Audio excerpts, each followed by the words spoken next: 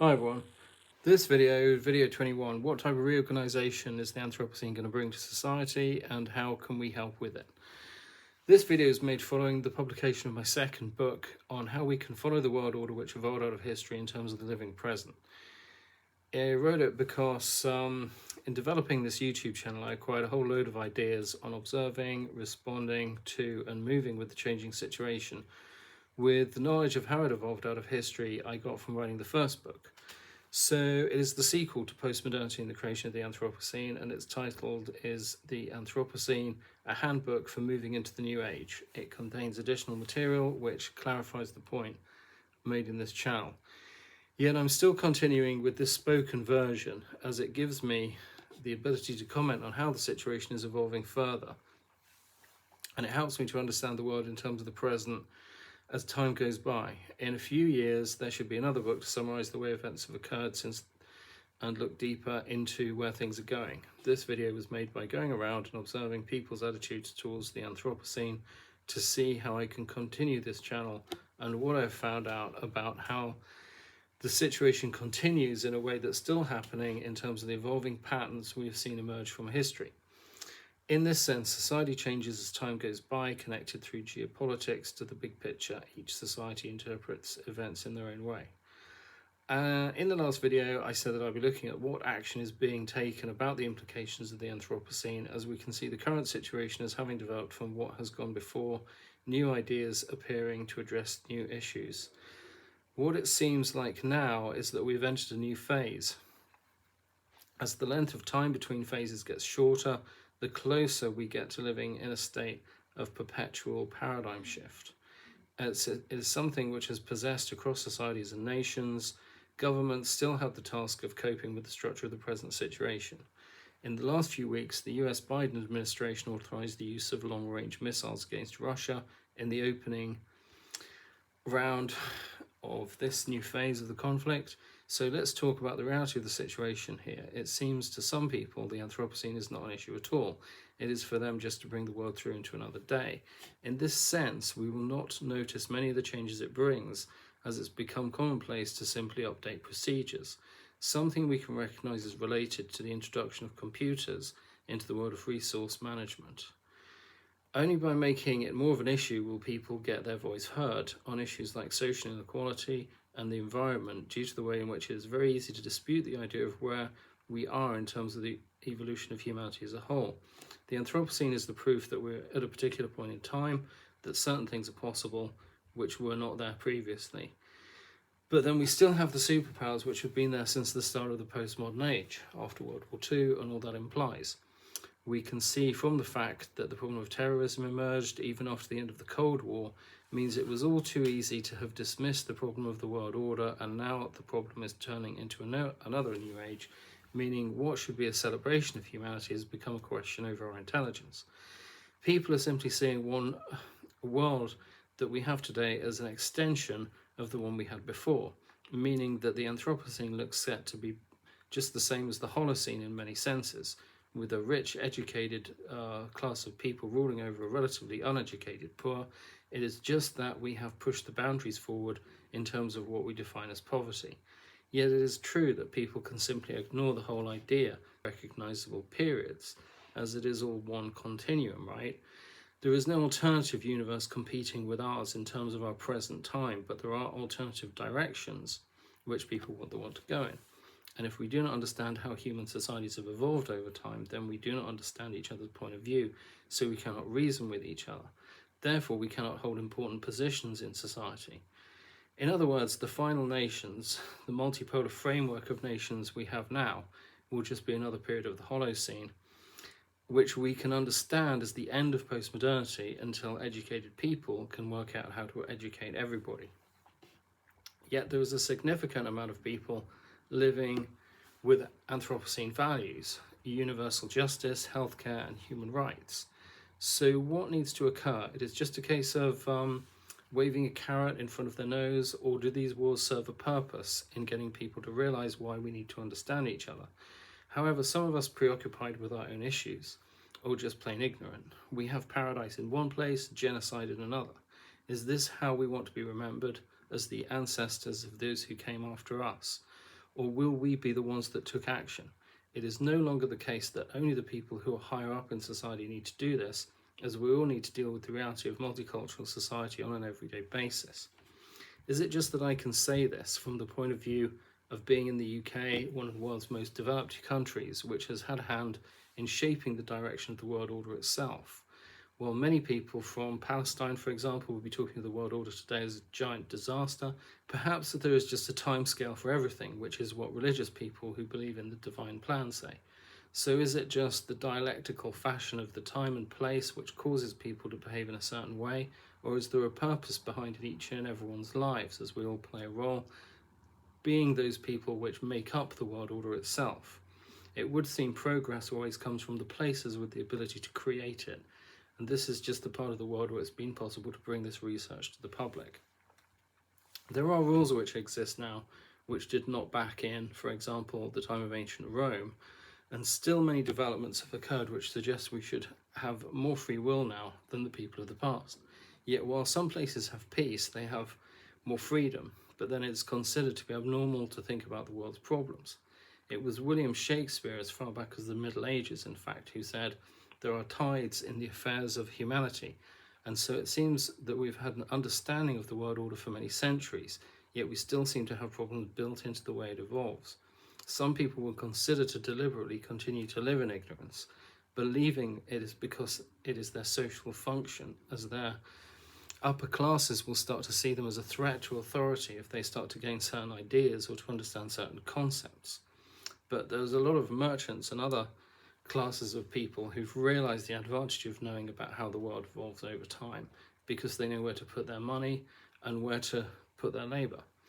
For example, in Britain, I've heard from a reliable source that it's just not done to talk about Karl Marx, because if we start to get into a discussion of that, then we need to ask why it happened. Then we need to understand why communism emerged, as it brings into question the methods found in capitalism, so people are forced to consider why capitalism became incapable of reform, and ultimately it points to a world history which would make everyone equal. But then it would be irrational to carry on with a monarch with the divine right to rule, because if it caused inequality towards others, especially if that meant that someone would suffer simply because that's the way things are. But because of the way Britain works as part of the whole way the world works, it continues to be a convention simply because of the inconvenience of having to have that conversation again and again when it won't actually change anything. There will come a point when people realise they cannot carry on any longer in denial of the facts, but they still need help in assimilating them into a practical way of life, owing to the nature of the situation in certain areas. Not only must governments create equality, but people need to take responsibility. And from the rubbish that I see lying in the streets, which people have discarded, I can see that it will take a long time for the world to change slowly as a whole. So, for example, I do not think British people will suddenly overthrow the monarchy. It will be a long, slow process which occurs over the years, which will involve government somehow taking over responsibility for all the things it does, like hosting events and state visits. The fact is that the oversight gained by someone over their lifetime must exceed that which a politician can get from a term in office, and that experience can be passed from one government to the next in terms of understanding the history of the nation and its position in the world. So what does this imply? That we have the machinery of change. It is a case of having to gain more traction on the situation. However, we're talking about creating reform to the situation we see currently hanging so delicately in the balance, and this will require the most robust forms of government to handle it. Thus seems to be the new problem. As the world rolls through this phase, the type of governments that the superpowers have created have perpetuated the problem of absolutism and totalitarianism. But then we could say this goes all the way back into the modern periods and the social divides which led to the Cold War. Since publishing the second book as a Kindle, I've been putting down thoughts into this file as the Ukraine war runs its course and China begins to pursue Taiwan. The question is over the proportions in which it's all evolving and the changing dynamic from the Holocene to the Anthropocene. If there is such a thing as what it's all about at any one point in geopolitics, it's clearly that it's an evolving situation. But there are definitely hybrid concepts involving words put together in a certain way as well as new words themselves, images, music, logos, changes in logistical patterns, you name it, if it exists, it changes with the times. And I can see a lot of people now becoming interested in how they can update, modernize, or upgrade their systems as the need is arising for everyone to be prepared for global change to happen at any moment. Of course, this will mean new trends and brands appearing which dwell on the nostalgia of the past, especially in the Scotch whisky department, while others go for hyper-flexibility and ultra-modern approaches. We can see newspaper articles, perhaps a new film about the times we live in, or an event which shows things are happening in a particular way, and from them we can see things more clearly at the time, not just about how things are happening, but how things have happened in the past which have brought us here. Perhaps there is new music made in a way which portrays a particular event or describes a historical person because of their relevance to an aspect of today's situation, or a new television personality appears with a fresh view on life. There will be updates across government departments on changing social dynamics. For example, the Western side of the Ukraine war, then secret memos about what's happening on the Russian side, with briefs about how to interpret the situation as a whole in the light of changing times. Just recently I've been looking at the African perspective, and I think what people should see is perhaps there is no centre ground in the current situation involving Ukraine at all, in terms of the way the big picture has pushed right and left politics together in a way which has caused a conflict of interest to escalate into a war, which could be said to have been entirely avoidable if certain issues related to the superpowers had not been involved. Hence, there is call for people to see the whole situation in terms of how it's evolved out of Africa, as in to use the whole world history as this is how to see it in real terms. But the way the world has had to evolve since it evolved out of Africa, obviously it has developed all of these different systems. But really, maybe the whole problem is that that's the only way we can see it as a whole. The East sees things in terms of what it perceives as being right and good, while the West sees things in terms of how it evolved out of Europe into the Americas, and the New World Order is just still competing with the old one. Perhaps this is what's caused the whole problem, not just of the Ukraine war, but the whole situation involving capitalism, communism in the first place, the Cold War and terrorism. So that's why it's a problem, because it runs so deep. If governments around the world considered their perspectives as being equal, then we would not have wars at all. But then they would all have to have evolved from the same direction. If we take the only point then, which the concept of a single direction could be said to have existed, then we must say that is the way human societies evolved out of Africa, and in doing so, we must say that there was no concept of a single global society at that time. So what we must be talking about now is the weight and momentum within those superpowers, which seems to be making them collide with each other in a way whereby governments are unable to apply the brakes early enough to avoid a major altercation between civilizations, becoming necessary before nations can even get to the point of what these conflicts are about. Like during the Cold War, for example, the wars were fought in Korea, Vietnam, and Cambodia, yet they weren't even about those countries. In a broader sense, it was about imperialism, capitalism, and communism exporting itself as a revolutionary force. Therefore, we can see the origins of the Ukraine-Russia conflict as being historical, but the media presents it as being about Ukraine sovereignty on one side and Russian imperial on the other. Some of the people who are benefiting from the current crisis, including businesses, especially the arms trade, governments, and even world leaders, do not want an age of new events to appear at all, but just to create a continuity in the situation they have found works for them. Perhaps they do not in reality possess the ability to change the age we live in, and simply seek to make money from the existing situation. Hence their motivation. Their motivation is a marketing strategy which assesses where it is possible to sell arms, and getting both sides of a potential conflict to set themselves up to the point where it's not worth fighting. Still, the COP29 Global Climate Summit achieved $250 billion for the environment, so it shows that we can still get somewhere if there's a will to act. Perhaps there will be an end to the bamboozling about politics if it is revealed about the world situation in terms of how we could discuss better solutions or create new initiatives to get on top of the situation, tackling the cause and not just the symptom.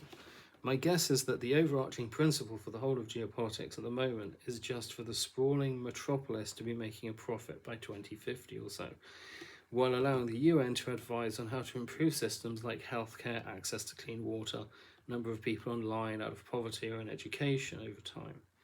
Obviously, if governments have been thrust into power by military coup or weak because of occupations, then we should allow them time, but the positions of power which allow factions within societies to exploit people, these people should be questioned.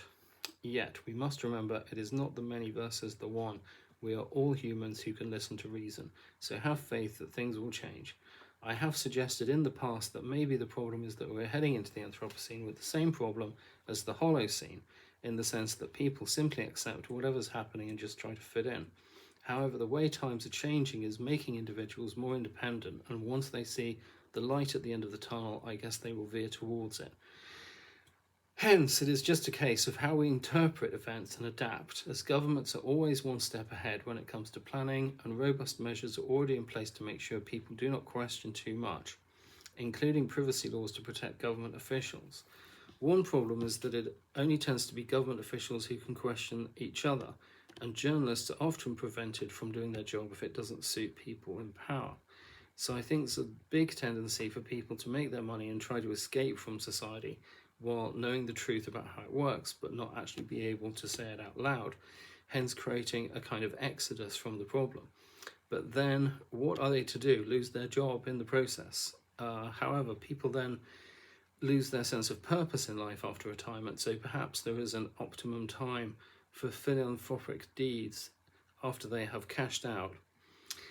Maybe there is a new sense of purpose people can find by getting involved in green issues and human rights. If you have time or money to spare, maybe there is a local project you can get involved in. Many young people do it as a hobby to help them get involved in the community and learn about how the world works, so perhaps your knowledge would be useful to them. There is definitely a dynamic appearing whereby society is becoming more open and governments more transparent, which correlates with the ability to involve people more in society as prejudices are dropped following the lowering of borders and boundaries. But it does seem that we can only go halfway down the road of having free and fair trade from the point of simply accepting the way that societies have evolved, which has caused the deep divides within geopolitics, going the way that we're going so far. And we need reform to the system before certain changes can occur. So in other words, we're going to need to switch from the Holocene mentality to the Anthropocene mentality on an official basis. However, looking at how the situation works overall, there are some tides in human affairs which are difficult to swim against, like the way the world tried to create a solution to the world's centre ground in the form of the EU, meaning that essentially it happened in the West. We can understand this as an old world versus new world order problem, as Europe was in the West of Eurasia, but then it came to be in the centre ground of global affairs as Europeans took over the Americas. Hence the problem of communism emerged makes sense in terms of the way the situation emerged out of Africa, in Asia and Europe separately, as the East seeks to counterbalance Western influence, ultimately leading to the war in Ukraine.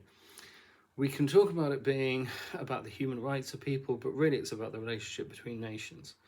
Additionally, having the World Trade Center in UN headquarters in New York is one reason why it was said that they attracted the problem of terrorism. Hence, the war on terror actually makes sense, which is a problem in itself, in the sense that it called on all nations to take equal responsibility for global security. However, having said that, does that not imply reform to the UN Security Council?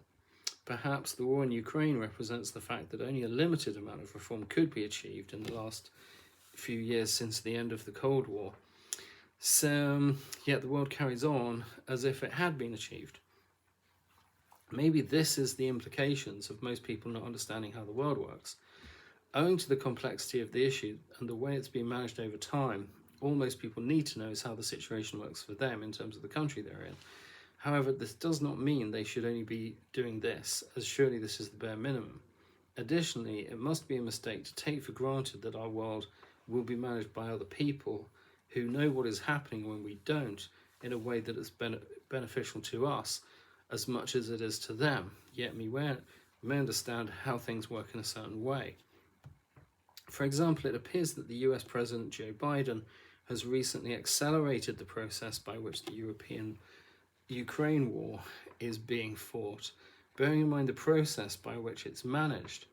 If my theory about the world order is correct, then this should explain why we're seeing a smiley-faced Guterres at the COP29 climate summit event, head of the UN, calling for strong mobilization of the youth movement, the visible volunteers from which seem to have all been personally handpicked for the way their personal characteristics like clothing, demeanour, facial expressions match up exactly with the aspect of environmental issues which concern them, such as wanting a healthy planet, to end fossil fuels, or creating a better economy. However, this is a positive step forward as it stimulates positive thoughts on the subject and encourages attitudes to change, the event itself being advertised on the grounds that green energy is here to stay and it is unstoppable. But what about the wars which are currently being fought over the structure of global civilization? If the adults are afraid to talk about the real issues, how effective are the kids going to be at this job? Surely we need a brainy one who takes an interest in improving how we relate to the structure of global civilization. Then we can talk about the realistic policies that we could have instead of this facade of civilization which the world is experiencing right now. How does Guterres have such confidence in the way this situation is being handled if he is not sure about what is going on in the background? I would bet money that he's checked up on the Security Council before coming out on this public relations exercise to make sure everything was under control while he was out of the office. Of course, this wasn't a lunch break, it was a valuable exercise, but this is not meaning that he's expecting the media to comment on the farcical state of affairs. I guess he was aware it was inevitable, but it just seemed to make him more determined to inspire confidence in the future, which we all share. However, what this means is that it proves my case for the fact that the whole situation is being managed in a certain sort of way. As while this happened, 170 environmental activists associated with the Rising Tide protest movement were ironically arrested in Australia yesterday while turning away a cargo ship attempting to transport fossil fuels into the world's largest coal port in Newcastle, Australia. In the background, most people don't see. Why can't they connect the issue caused by the shape the world order has made as it has evolved with the massive bubble which has appeared in the environmental issue? Then maybe they would get somewhere. In terms of perhaps creating fanatics, I hear the government agents muttering to themselves, well, that's maybe what we need to do. You certainly have enough people who support governments no matter what they do, even if it costs thousands of lives.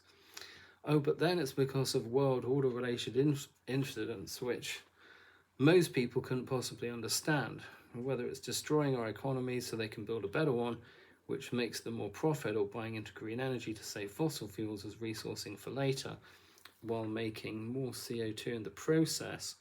We can see that the confidence people are placing in the UN system and the Security Council in terms of the way money is invested. But not only does this give us the chance to act, it also means we can work out ways to achieve progress which are not under the control of governments themselves, who would rather use them for their own ends. Perhaps the only way out of the situation in the long term, although governments and big corporations do tend to catch up and buy out new innovations, action on the environment, philosophy, politics and the economy, these are just a few ways this could happen. So keep innovating if you want to be free. Governments seem to think they can win back people's trust with the environment issue, which they lost over the world order issue, but people can see it as was the world issue which caused people in the first place to question the way that things were happening. So perhaps when the environmentalist people see the link between the two, then we can see things get off the ground. Currently, it may look like the environmentalists are now opting for direct action, maybe because they couldn't solve the problem of how the world works, but essentially they are a new group which has arisen over a particular issue and will make their own alliances. Lastly, those of us who can see the situation for what it is have the advantage of not panicking about the war, so we can think outside the box and work towards creating a better future for ourselves.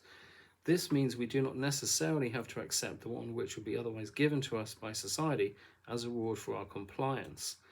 Something has to change now about how the world works, and it's only that the question arises over about how it's all being managed.